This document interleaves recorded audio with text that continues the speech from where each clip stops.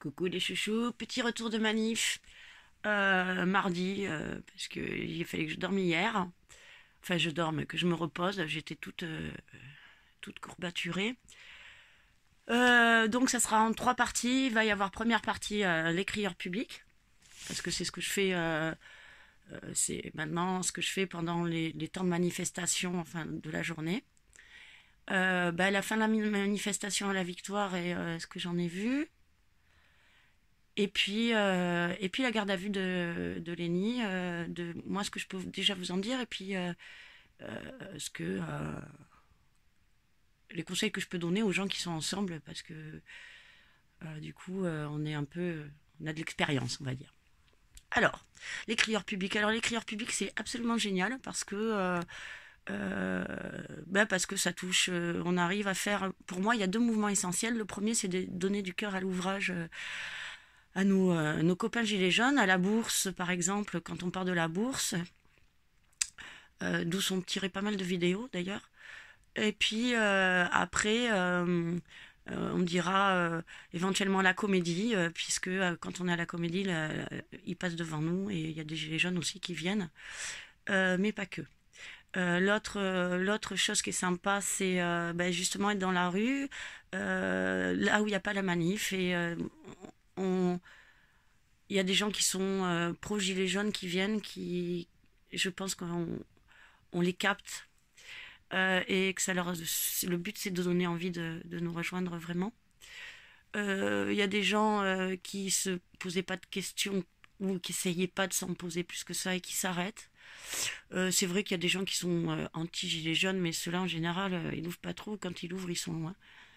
Et puis bon, moi j'aime bien qu'ils ouvrent, hein. Je peux leur dire comme ça tout ce que j'ai envie de leur dire depuis 10 ans. Et puis finalement, c'est très court, hein, ce que j'ai envie de leur dire. Voilà. Voilà, j'adore ça. J'adore ça, j'adore ça. Parce que c'est vrai, parce que ça sort des tripes, parce que ça parle de choses que moi je connais, puis ça parle aussi de ce que je connais pas.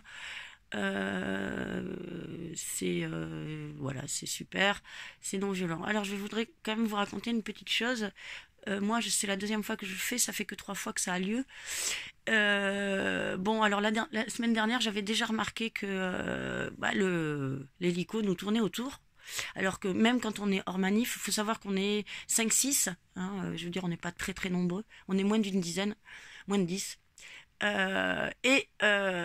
Truc de fou, donc viens voir ce que nous on fait. Bon, mais d'accord. Alors ce qui est chiant, c'est que des fois il est en géostationnaire et on peut plus.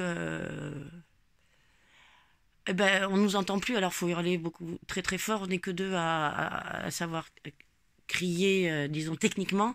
Pour les autres, c'est un peu plus difficile, mais ils sont en train d'apprendre, ça avance. Et déjà, il y a tout ce truc du bruit, et je pense que c'est volontaire, hein, donc à certains moments. Et puis ils nous prennent en photo, ils nous prennent en vidéo, faut pas se leurrer, hein, ils savent qui on est.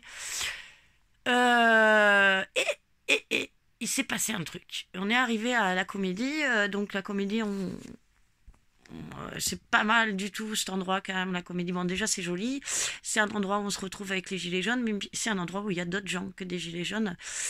Euh, il y a quelque chose de mise en scène d'assez intéressant là-bas, une mise en scène qui est faite par le lieu et puis par l'espace qui est proposé.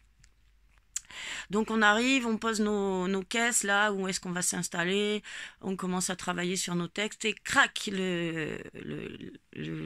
l'hélico vient au-dessus de nous, nous regarder, nous saouler. Là, j'ai un copain qui arrive, je vais lui parler, et qu'est-ce qu'on reçoit d'en haut? On reçoit une lacrymo. C'est la première fois à la comédie que je vois des lacrymos. Alors, je suis pas là tout le temps à la comédie. Il y a peut-être eu des lacrymos qui ont déjà. C'est pas ce que je suis en train de dire. Ce que je suis en train de dire, c'est qu'en général, ils tirent très peu de. Enfin, il n'y a pas de trucs très violents à la comédie. En tout cas, pas l'après-midi.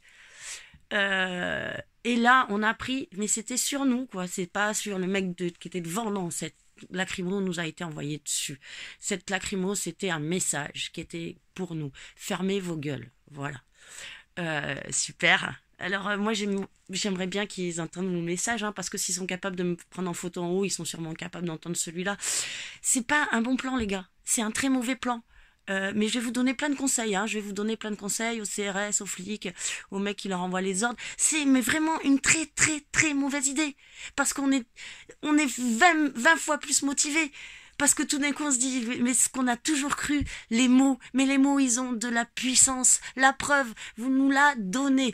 Donc allez-y, si votre but c'est que nous motiver, allez-y. Bon, dans tous les cas, vous ne nous démotiverez pas.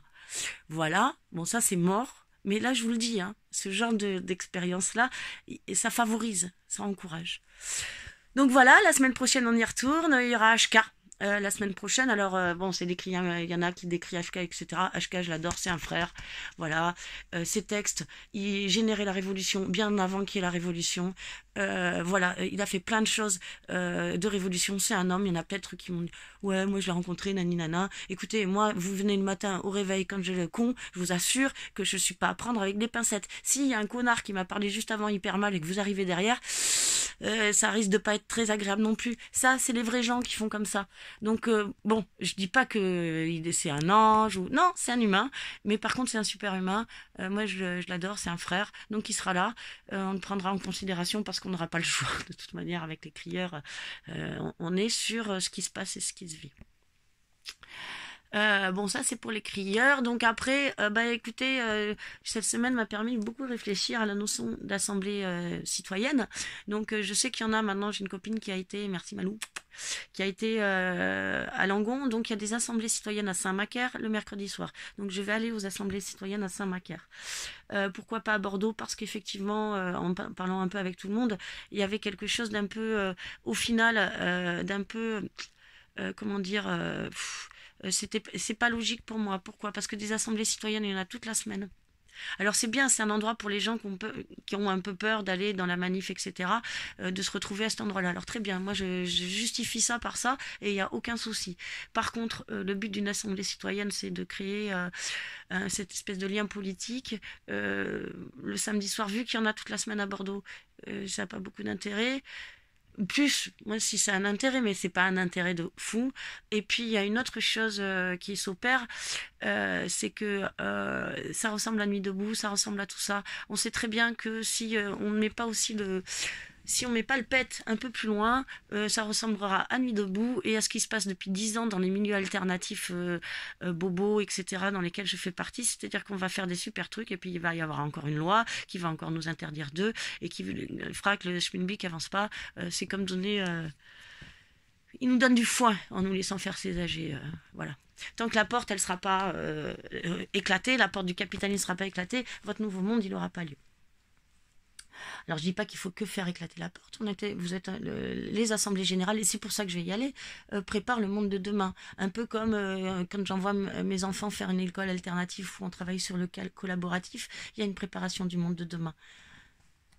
Je suis pas dans la rue le samedi pour ça. Parce que le monde de demain, il y en a déjà qui l'ont réfléchi, l'ont préparé. C'est très bien qu'il y ait des gens qui découvrent qu'il y ait des choses alternatives qui se passent. Moi, ça fait 15 ans que je les connais, ces choses alternatives, les mondes alternatifs, l'éducation alternative, l'agriculture que je dirais alternative avec les AMAP et tout ce qui est proposé de gens qui font des achats groupés, etc. Donc, la médecine alternative. Et j'en passe, là, voilà, c'est parce que je vous le dis, la vite, tout ça est déjà prêt et n'est plus qu'à être développé et pris en charge par le grand nombre. Alors c'est très intéressant, je suppose, ces assemblées citoyennes pour les gens qui n'étaient pas encore informés.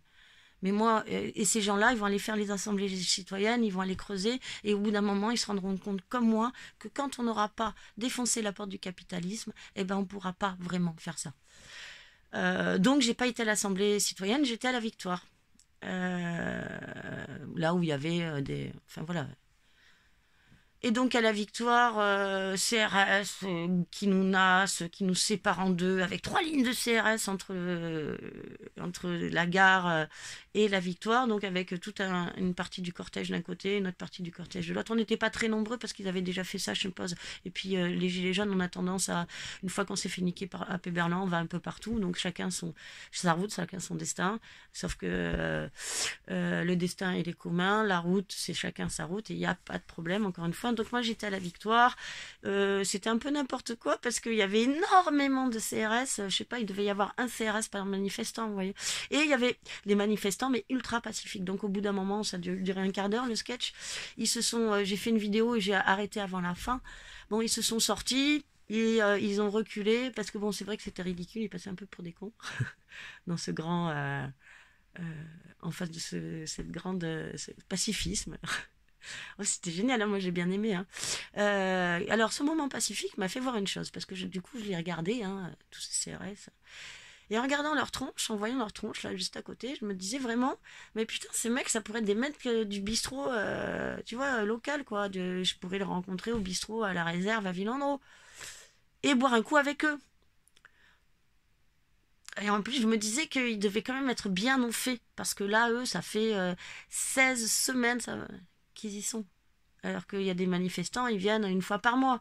Non, eux, ça fait 16 semaines qu'ils y sont. Donc vraiment, j'avais ce truc-là tout d'un coup, alors que je les aime pas. Hein, je veux dire, c'est difficile de les aimer quand on voit tout ce qu'ils font. Mais là, j'ai vraiment ce truc de me dire, et j'étais en empathie avec eux quelque part. Pas parce qu'ils nous tapent sur la gueule, non, parce que ces gens, je me suis dit qu'ils étaient vraiment prisonniers de ce truc-là et que voilà, tu vois, et même si j'ai pas envie de leur trouver d'excuses, c'est pas des excuses que je leur trouve. C'est juste que je voyais une part d'humain chez eux que jusqu'à présent ma colère me faisait pas voir, ma rage ne me faisait pas voir. Donc voilà, ça c'est le petit côté. Le petit côté qui me permet aussi d'être, parce que je suis pas idiote, s'ils nous rejoignent, on a gagné. Et je pense qu'ils peuvent nous rejoindre. Alors pas la BAC, hein, j'espère que les mecs de la BAC n'oseront jamais nous rejoindre. Je le valide encore une fois. C'est des nazis, voilà. C'est des gros nazis. Je doute que les CRS nous rejoignent, mais pourquoi pas. Je pense que la police nous rejoindra en premier. Et on verra dans ce que je vous expliquerai tout à l'heure par la garde à vue de mon fils. Voilà, alors donc ensuite on a été vers Péberlin, on était content, on avait gagné. Et puis là, il y a eu 2-3 canades qui ont bougé. Et puis il y a eu une réponse hallucinante, quoi. C'était Gaza, la victoire. Encore une fois, hein, quand je vous dis Gaza, c'est pas une blague. Hein. Et vous voyez, hein, nous, on est antisémites. Hein. Donc on est forcément des Palestiniens. Donc pourquoi pas nous gazer? Des cailloux sur des casques lourds. Donc ils nous ont gazé, bombes désencerclantes, tout le bordel d'un seul coup. Donc vite, on court, et le nuage qui arrive. T'avais chez Auguste, là, je sais plus si ça s'appelle chez Auguste, moi à l'époque, vous savez, à côté de la fac de Bordeaux 2, là, des sciences sociales et tout ça, entre Mère Nature et Mère Science. Mère Nature, Mère Science, on se bat pour vous. Parce que la vérité, c'est la science aussi, hein. N'oubliez pas, même si la vérité change. Et puis n'oubliez pas que la science est alignée. Ce sont les gagnants qui écrivent l'histoire, ce sont les gagnants qui choisissent la science. Donc gros nuage, les mecs qui se barrent, les mecs en terrasse qui se barrent tous parce que c'est d'une violence le truc. Moi, au milieu de la victoire, en train de vomir et de chialer, mais comme d'hab, hein, voilà. Donc on se barre vers la gare en courant parce que j'y vois plus rien, et puis que le nuage continue à arriver. Là, un couple avec 5 enfants, entre 3 et 10 ans, dans le même état que moi, en train de gerber tout dans mon cerveau. Qu'est-ce qui se passe? Faut aider les enfants, sauf que je me tape dans une pancarte parce que je peux rien faire. Je suis en train de vomir et de chialer. Voilà, alors là, à ce moment-là, je déteste les CRS. Je les hais parce qu'en plus ils me rendent impuissante. Je ne peux pas aider ces petits-enfants. Bon alors, soyez rassurés, ce sont des lacrymos, donc au bout de quelques minutes c'est terminé. Mais ce que ça génère chez moi, c'est l'apocalypse. Alors bon, ces enfants étaient noirs. Je ne sais pas. Ceci expliquant cela, c'était peut-être pas grave.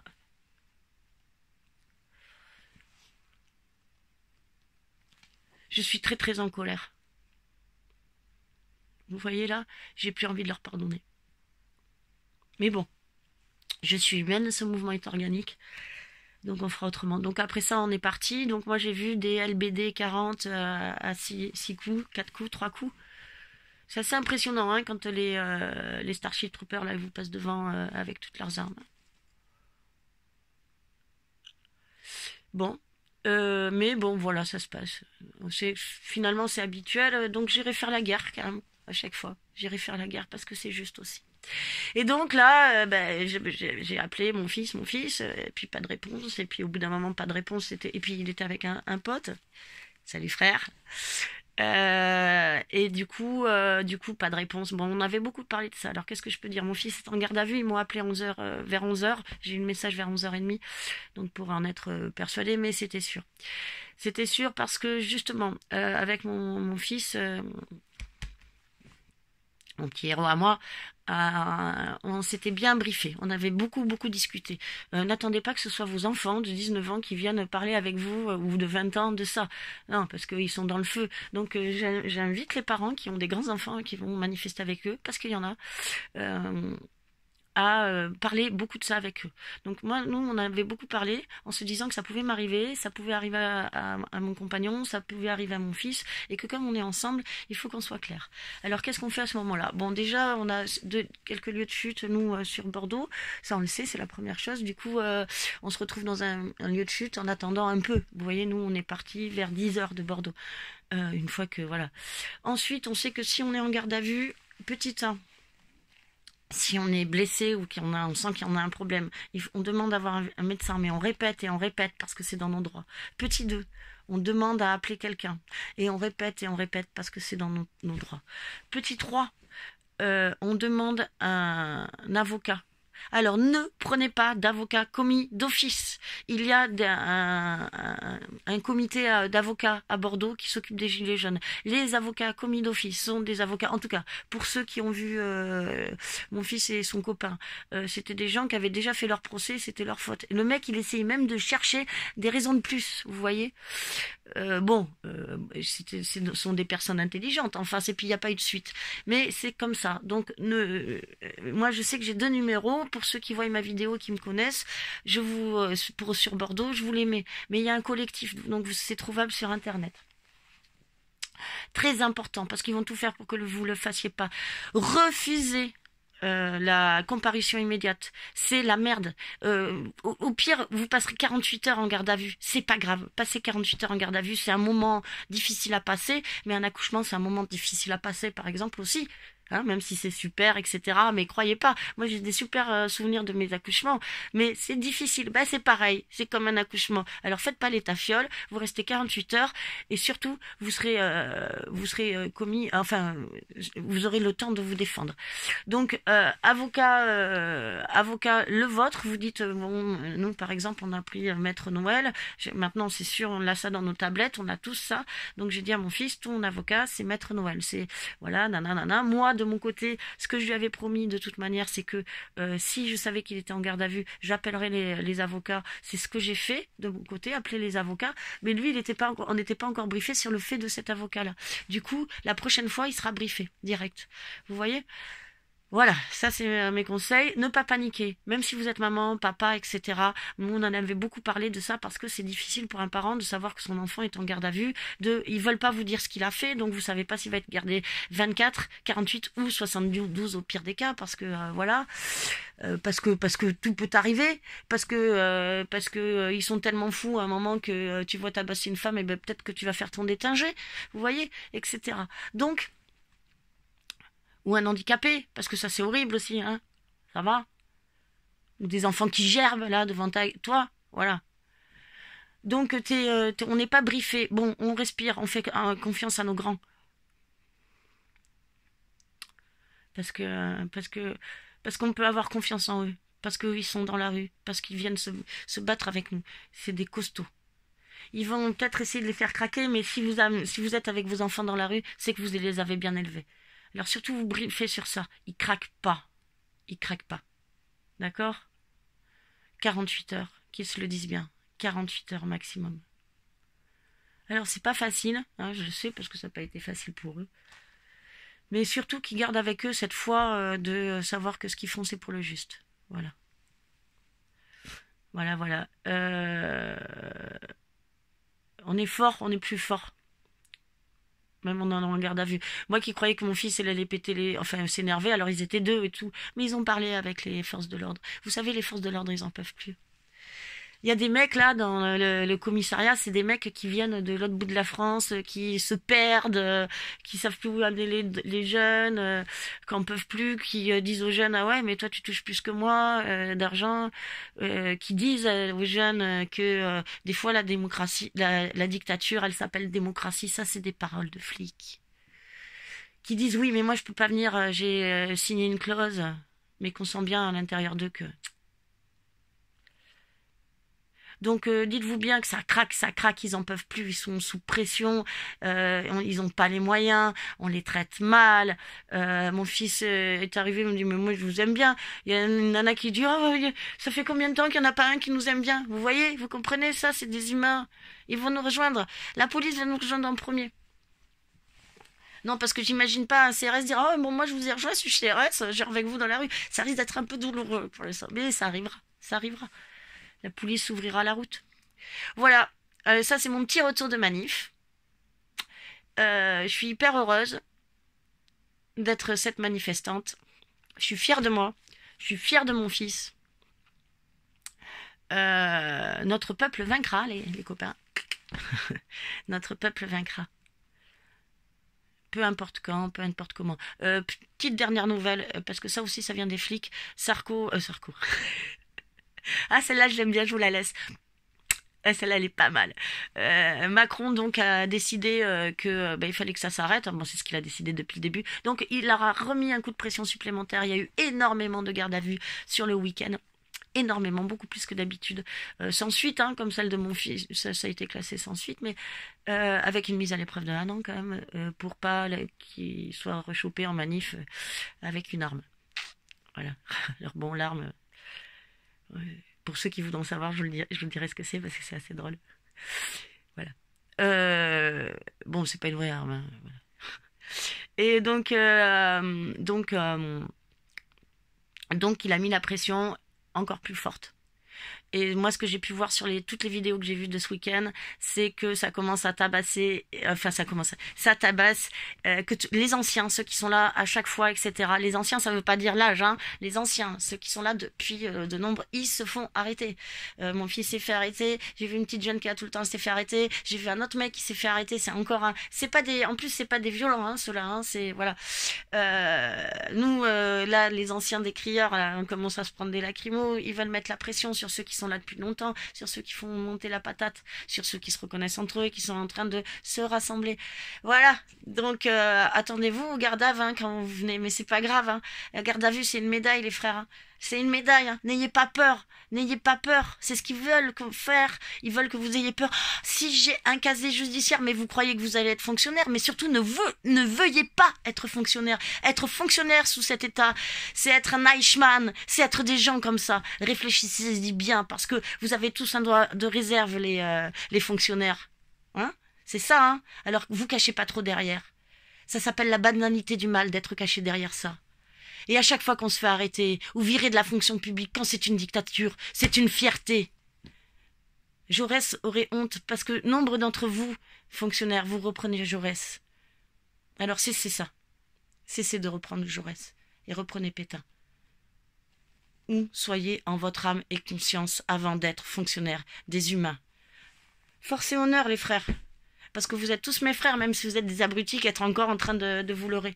Mais force et honneur, le jour où vous serez force et honneur, on sera des frères gémellaires. Hein, voilà, des frères jaunes. Parce que cette couleur, pour moi, c'est pas le gilet, même si pour moi je suis gilet jaune. Cette couleur, c'est cette fraternité. Voilà. C'est pour ça que je vous dis c'est la couleur de l'amour. Allez, sortez du gris. Et le soleil brille dehors. Amour, force et honneur!